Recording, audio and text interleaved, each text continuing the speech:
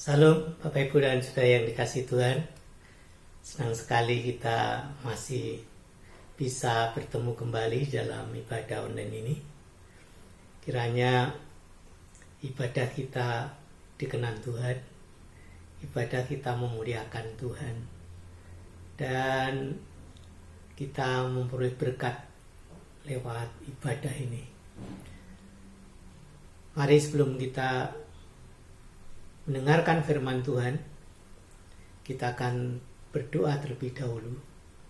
Mari kita satu dalam doa. Bapa kami dalam surga, kami datang kepadamu, menaikkan pujian syukur kami karena kebaikan-Mu, karena kemurahan-Mu, karena perlindungan-Mu, karena pemeliharaan-Mu yang luar biasa atas kami. Sehingga sebagaimana kami ada, kami dapat datang kepadamu Tuhan.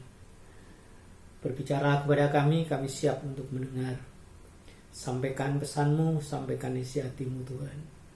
Untuk kami dibaharui oleh Tuhan.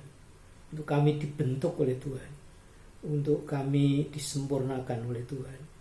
Terima kasih Tuhan, kami sambut kebenaran firman Allah saat ini dalam nama Yesus. Dalam nama Tuhan Yesus kami berdoa. Amin. Bapak Ibu dan Saudara yang dikasihi Tuhan, tema khotbah saya hari ini adalah Yehovah Jireh. Allah menyediakan.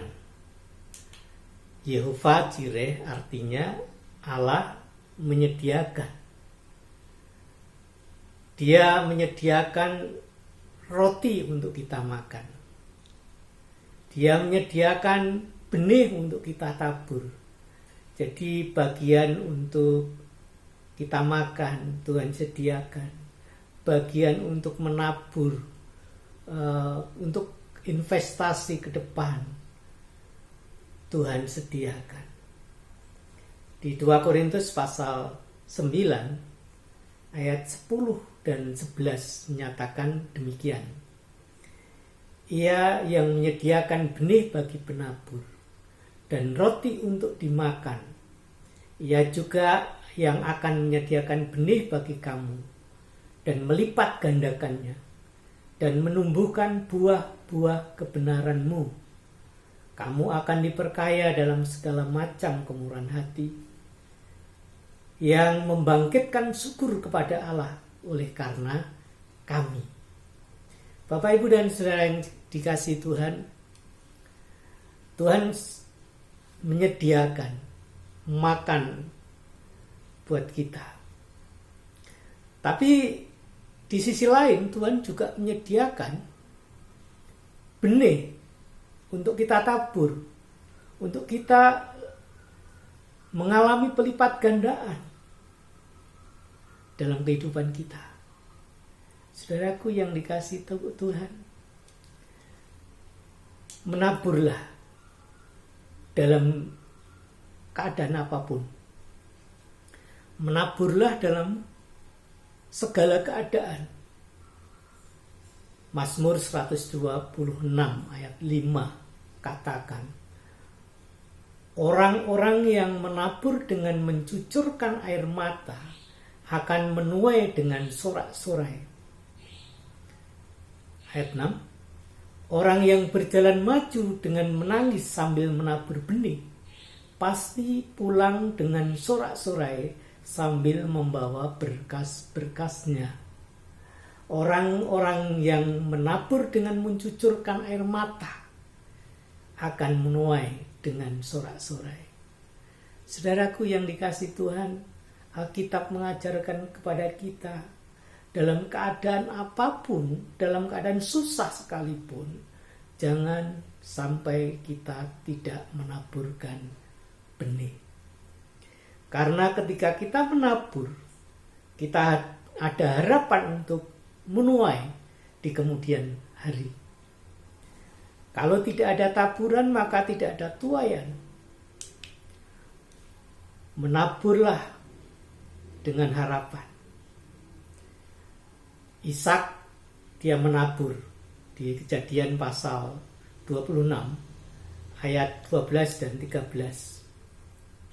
Maka menaburlah Ishak di tanah itu Dan dalam tahun itu juga ia mendapat hasil 100 kali lipat. Sebab ia diberkati Tuhan. Ayat 13. Dan orang itu menjadi kaya. Bahkan kian lama, kian kaya. Sehingga ia menjadi sangat kaya. Saudaraku yang dikasihi Tuhan, menaburlah seperti Ishak. Menabur berarti ada harapan untuk menuai di kemudian hari. Ishak menabur. Tahun itu juga ia mendapat hasil 100 kali lipat. Sebab ia diberkati Tuhan. Cara Tuhan memelihara kita yaitu dengan cara menabur. Tidak ada taburan, tidak ada tuaian. Ketika Ishak mempraktekkan itu, apa yang diperoleh? Ayat 13 Kejadian pasal 26 mengatakan, dan orang itu menjadi kaya, bahkan kian lama, kian kaya, sehingga ia menjadi sangat kaya. Untuk menjadi kaya, cara Tuhan ajarkan, caranya yang Tuhan ajarkan kepada kita adalah menabur. Menaburlah, maka ada harapan untuk menuai lipat kali ganda, 100 kali lipat. Bahkan kemudian dia menjadi kaya dan sangat kaya. Dalam Amsal pasal 11 ayat 24 dikatakan, ada yang menyebar harta tetapi bertambah kaya. Ada yang menghemat secara luar biasa namun selalu berkekurangan. Ayat 25, siapa banyak memberi berkat, diberi kelimpahan. Siapa memberi minum, ia sendiri akan diberi minum. Hukum tabur tuai, saudara. Yang menyebar harta akan bertambah kaya. Yang menghemat secara luar biasa, namun selalu berkekurangan. Kalau mau berkelimpahan, caranya adalah menyebar harta, menabur. Ketika kita memberi, maka kita akan diberi. Kita diberi bahkan berkelimpahan. Siapa memberi minum, dikatakan, ia sendiri akan diberi minum. Saudaraku yang dikasihi Tuhan, taburan menentukan hasil. 2 Korintus pasal 9 ayat 6 dan ayat yang ke-7. Camkanlah ini. Orang yang menabur sedikit akan menuai sedikit juga. Dan yang menabur banyak akan menuai banyak juga. Hendaklah masing-masing memberi menurut kerelaan hatinya. Jangan dengan paksa. Jangan dengan sedih hati.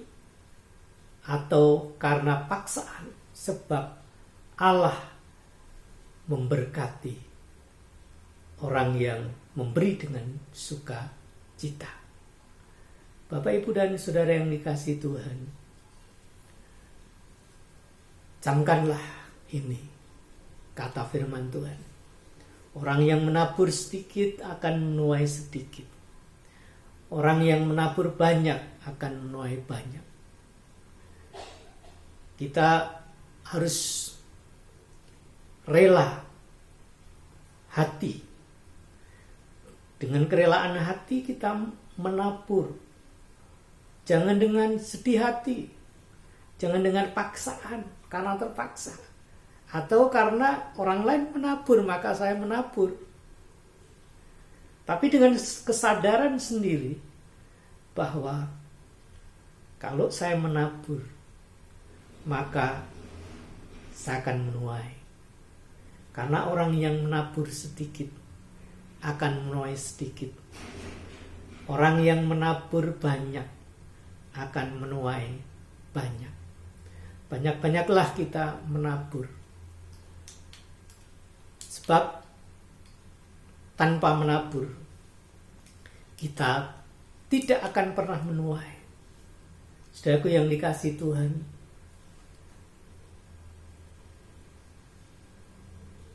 kita mengenal yang namanya Yakub. Yakub dia menabur kejahatan dengan cara apa? Dengan cara menipu. Menipu kakaknya, saudaranya yang tua ditipu. Akhirnya dia kena tipu dari mertuanya. Ketika dia ingin mendapatkan Rahel, ternyata dia harus berjuang 14 tahun. 7 tahun pertama dia mendapatkan Lea yang sebenarnya tidak diinginkan dia. Sebab yang diinginkan adalah Rahel. Tetapi rupanya Laban beralasan bahwa tidak elok, tidak umum di daerahnya menikahkan anak kedua sebelum anak pertama menikah. Itulah sebabnya Laban menipu Yakub. Karena Yakub pernah menipu. Karena itu dia menabur penipuan, menuai penipuan. Saudaraku yang dikasihi Tuhan, biarlah kita bersama-sama belajar memberi dengan sukacita.